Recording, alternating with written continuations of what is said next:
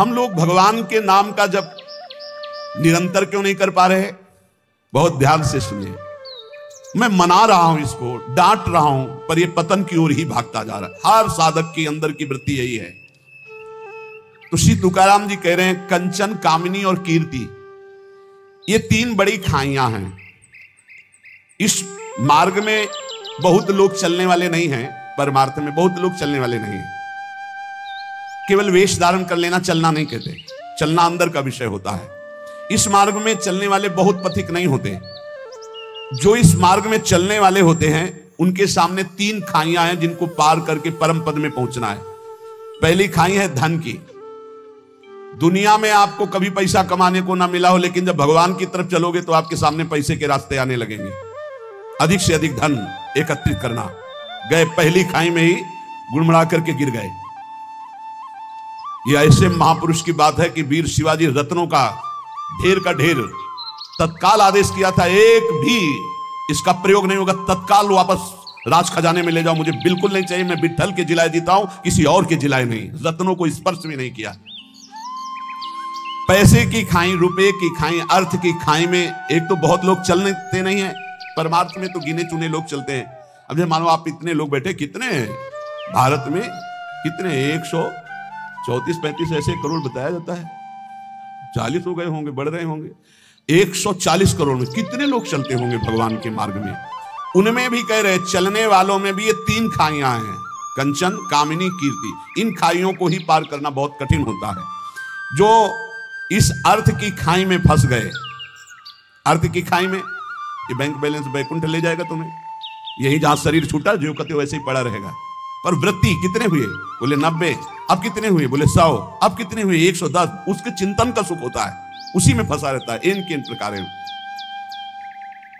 बहुत बुरी तरह फंसाती माया, बहुत बुरी तरह फंसाती है, जिसका कोई निर्णय नहीं किया जा सकता। केवल हरि गुरु कृपा करें तो इस कंचन से बचना हो जाए, नहीं बहुत बुरी तरह इसमें फंस जाते हैं। इसी के त्याग के लिए निकले थे, इसी में फंस जाते हैं, इसी में फंस जाते हैं। अब जो कुछ बहादुर कंचन त्यागी निकले, अर्थ त्यागी निकले, कभी जीवन में अपने सुख के लिए अर्थ का कभी प्रयोग नहीं किया, अर्थ को स्वीकार नहीं किया। अब इससे कोई निकला तो दूसरी है खाई कामिनी, काम, चाहे स्त्री शरीर हो चाहे पुरुष शरीर हो। इसमें तो प्रायः जो कंचन से बच के आए उनमें मुंह भरा इसमें गिर जाते हैं। काम भाव में बढ़िया से बढ़िया भोग व्यवस्था हो जाएगी, क्योंकि भगवान के मार्ग के पथिक हो, माया हर टांग मारेगी। तुम्हारे अंदर की बात जानती, तुम्हें क्या पसंद है, कैसा पसंद है, वैसी व्यवस्था कर देगी तुम्हारी। गिरो और इसके बाद जलो, सड़ो, फिर आगे नहीं चल सकते। जो कोई इस खाई से बचा तो तीसरी खाई मान प्रतिष्ठा। इसमें तो फिसल करके मान लो जैसे 100 चले तो 50 तो अर्थ ही में गिर गए, 25 कामिनी काम में गिर गए। अब जो 25 चले उनमें 1-2 निकल पाएगा। जो कहो हरिवंश रस बिरलो समझनहार, 1-2 ही जो पाइए खोजी सब संसार। अच्छा, गिरे हुए अपने को गिरा हुआ नहीं समझते, ऐसा गिरना है बड़ा लुभावना, बड़ा सुखद। अब वो मान की खाई में, श्री तुकाराम जी महाराज कह रहे, जो भगवत कृपा प्राप्त होता है वो इस मान की खाई को पार करता है। बिरला ऐसा कोणी तुका त्याचे लोटांगणी। कोई बिरला ऐसा है जो हरि के चरणों में हर समय लोटता रहता है, चित्त जिसका हर समय नाम जब चलता, वो इस कंचन की, कामिनी की, कीर्ति की तीनों खाइयों को, इसे शास्त्रीय भाषा में कहते हैं लोकैषणा, वित्तैषणा, पुत्रैषणा। अगर इन तीनों ऐषणाओं को पार कर जाए तो ब्रह्मबोध हो जाए, भगवत प्राप्त हो जाए। जहां ये अंदर स्वीकृति कुछ विशेषता है, वही मान की फिसलन उसको गिरा देती है। कुछ विशेषता नहीं। बोले भाई झूठ बोल रहा है तो ऐसे नहीं, 10% तो सही होगा ही। 100 में जब बात निकलती है तो 10 तो सही होती, 90 झूठ मान ली।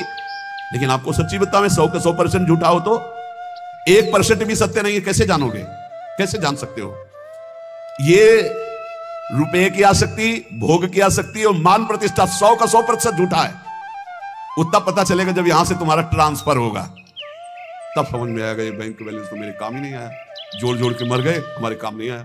नाना प्रकार की भोग वृत्तियां रही, लेकिन अब तो दुर्गति का अवसर आ गया। बड़ा यश कीर्ति था, ये किस काम में यश कीर्ति? अरे यश कीर्ति बहुत मजाक समझो, मजाक, बिल्कुल मजाक समझो। कोई भरोसे की चीज नहीं है यश कीर्ति प्रतिष्ठा। ये सूखे पत्ते जैसी हवा चली उधर ही पहुंच जाते हैं। तीसरी खाई को पार करने में बड़े बड़ों के जीवन में संदेह खड़ा हो जाता है, मान प्रतिष्ठा सम्मान कीर्ति की। साधक वही जो तीनों खाइयों में ढिलाई न करे, चढ़ता चला जाए, निकलता चला जाए, कसौटी पर कसता चला जाए। तीनों खाइयों को जो पार कर गया, तुकाराम जी कहते पांडुरंगा सामने खड़ा है। भगवान सामने खड़े, तीनों खाइयों से पार होने वाले को गले लगा लेते। ये जो पहली खाई धन की है, वैराग्य की प्रथम अवस्था में साधक का बहुत बढ़िया वैराग्य होता है। कोई भी घर से निकलता है वैसे, अच्छा गुरु कृपा से ऐसा रहा है कि जीवन भर, अब जीवन ही हो गया, अब अंतिम पड़ाव चल रहा है, पीछे वृंदावन तक कभी ऐसे छुआ भी नहीं, लिया भी नहीं। वृंदावन में पीछे माधुकरी मांग करके आ ही नहीं कि दवाई खरीद ले। अब जो व्यवस्था हो रही है वो उनकी व्यवस्था हो रही है। ये जो सैकड़ों लोगों ने अपना जीवन प्रभु को दे दिया, उनके भाग्य से हो रही है। हमारे भाग्य में तो कभी व्यवस्था नहीं हुई, और आज व्यवस्था है तो हमारे किस काम की। वो परमात्मा देख रहा है कि शरण में इसकी व्यवस्था करनी, इसलिए सब व्यवस्था। अपने चाह, अपने सुख के लिए अपना बैंक बैलेंस चाहना, कंचन में फंस जाना है। पूरा विश्व है मेरे प्रभु का, उनका ऐसा प्रसाद है, कोई भूखा नहीं रहेगा, कोई अव्यवस्था नहीं होगी, और किसी से चाह नहीं, किसी से मांग नहीं। कह रही जो पहली खाई कंचन की आती है, रुपये की आती, तुकाराम जी कहते प्रथम अवस्था में बहुत सुंदर वैराग्य होता है साधक का। वो तुच्छ मान करके उसकी तरफ देखता ही नहीं है, पर जब आगे वैराग्य बढ़ता है और यश फैलता है भगत, तब उसकी प्रियता न जग जाए। अर्थ के प्रति प्रियता नहीं होनी चाहिए। प्रियता ना होना और अर्थ होना कोई फर्क न पड़ना, लेकिन प्रियता होना और अर्थ ना होना तो फर्क पड़ जाना। अर्थ की प्रियता, रुपये का महत्व जग जाना। त्याग के आडंबर से परमात्मा बोध नहीं होता। त्याग का आडंबर न करे, इसकी आसक्ति ना हो तो कोई फर्क नहीं पड़ता। त्याग का आडंबर ना करे। श्री तुकाराम जी महाराज कह रहे कि जैसे प्राथमिक अवस्था में साधक के अंदर वैराग्य होता है। एक बार गुरुदेव भगवान ने कहा था, जब कोई साधक भगवत प्राप्ति के लिए घर से निकलता है, उसका वैराग्य कितना प्रशंसनीय होता है। कहां खाएंगे कोई पता नहीं, कहां रहेंगे कोई पता नहीं, क्या होगा कोई पता नहीं। ऐसी स्थिति आजीवन क्यों नहीं रहती। वैराग्य प्रतिदिन बढ़ना चाहिए, ना कि घटना चाहिए। जिस लक्ष्य को लेकर तुम घर से निकले थे, वो वैराग्य कहां गया। और नाना प्रकार की भोग सामग्रियां ये तभी लुभायमान करती हैं जब भगवदानंद का लोभ नहीं जगता। श्री तुकाराम जी की जो अर्धांगिनी थी, वो इसी बात से असंतुष्ट थी कि कभी बात ही नहीं करते थे तुकाराम जी। दिन भर निकल गए, 2-3 पर्वत थे, उनमें एकांत में बैठे राम कृष्ण हरि राम कृष्ण हरि। खाने की भी व्यवस्था नहीं, रात में आए ध्यानस्थ होकर विराजमान है। ना कहीं कंचन में लगाओ, न कहीं कामनी में लगाओ। अभंग रचे थे जो बहुत महिमा, वो इंद्राणी में डुबो दिए थे। इतने यश के रहित भाव वाले, कहीं सुसुख वांछा नहीं। भंडारा नाम पर्वत पर ये चले जाते और पूरे दिन अंधेरे तक बस मंजीराएं बज रहे हैं, तालियां बज रही है, वाद्य बजाते हुए राम कृष्ण हरि राम कृष्ण हरि राम कृष्ण हरि। एकांत में यदि कोई भगवत साक्षात्कार पाना चाहता है तो तुकाराम जी कहते एकांती लोकांती स्त्रियांसी न भाषण, प्राण गेला जान करूं नए।